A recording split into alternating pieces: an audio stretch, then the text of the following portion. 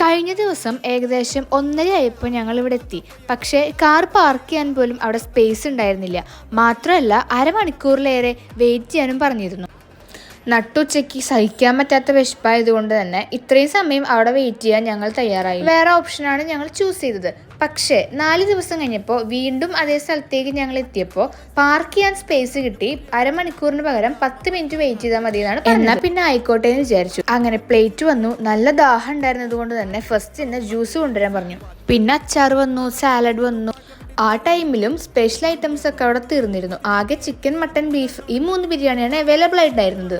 എവിടെ പോയാലും first priority എനിക്ക് ചിക്കൻ ആയതുകൊണ്ട് ചിക്കനും ബീഫാണ് നമ്മൾ ഓർഡർ ചെയ്തത്. ഇത്രയും ഹൈപ്പുള്ള തൃശ്ശൂരിലെ ഈ ബിരിയാണി നമ്മൾ ട്രൈ ചെയ്തില്ലെങ്കിൽ അത് മോശമല്ലേ. ഇതിന്റെ കൂടെ സൈഡായി പറഞ്ഞ് 65 എത്താൻ ഒരുപാട് ലേറ്റ് ആയിട്ടോ.